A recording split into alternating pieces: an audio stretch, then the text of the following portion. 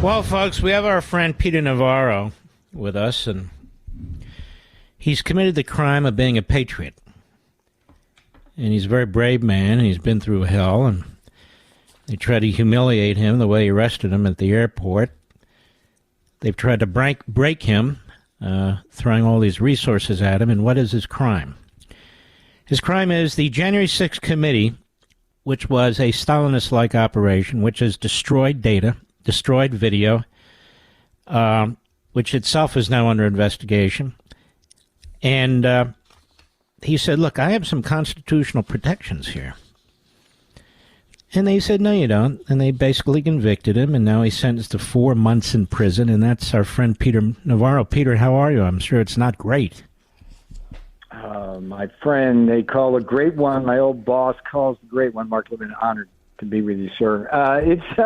It's a comedic situation in some sense. No one knows better than you, Mark, given your history with the Department of Justice and Office of Legal Counsel, what the constitutional stakes are here in this. I was subpoenaed by Congress.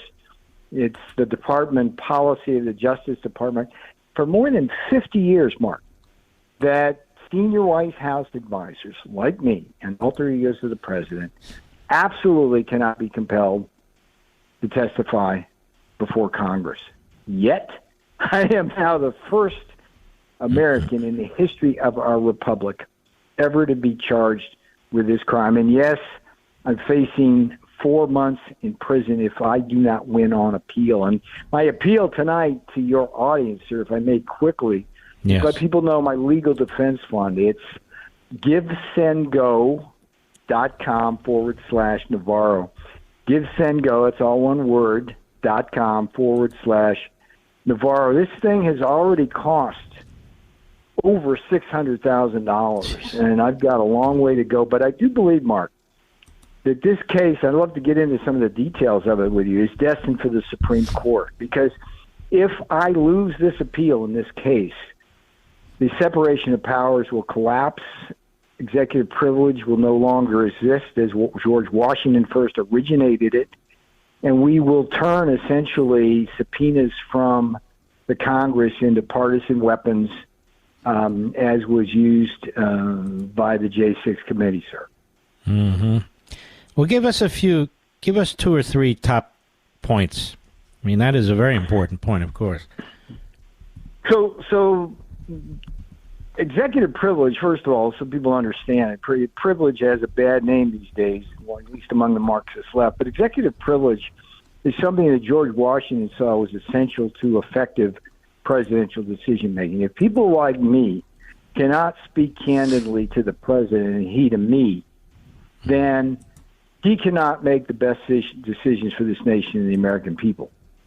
And so the Supreme Court itself has zealously guarded executive privilege precisely because of its protections it provides. And once you allow Congress to issue subpoenas and basically attack the White House, the president, with these subpoenas, the separation of powers collapses between the two branches of government. And basically, you get a reductio ad absurdum to partisan warfare between the branches rather than some kind of governance for the people. So that's the big issue at stake here. And when I was subpoenaed by Congress, President Trump invoked executive privilege in the matter. Basically, don't talk to him, don't give him documents, was the edict from the president. Now, not my privilege to waive by law. Mm-hmm. And I told the committee that, and I also told them, Mark, this is really important.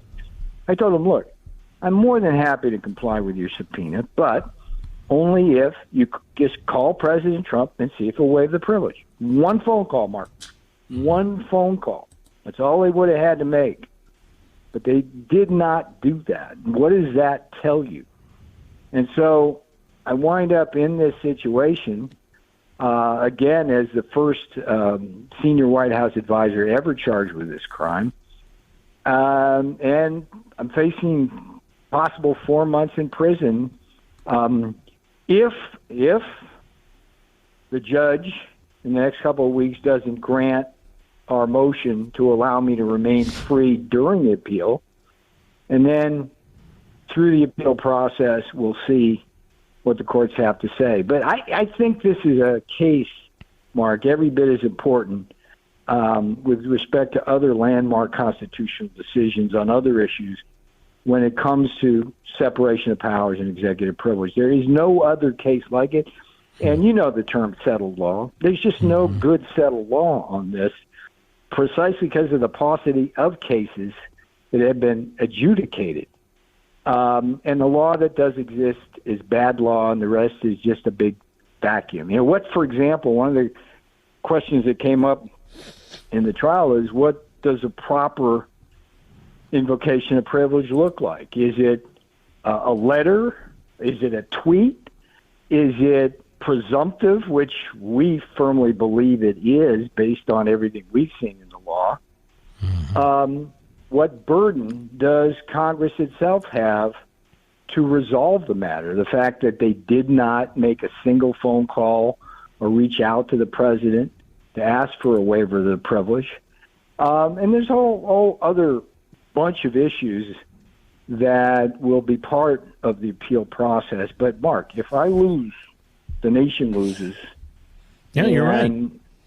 And that's the bottom line. All right, listen. Tell everybody where they can help you again. And, Mr. Producer, make sure it's on all our social platforms.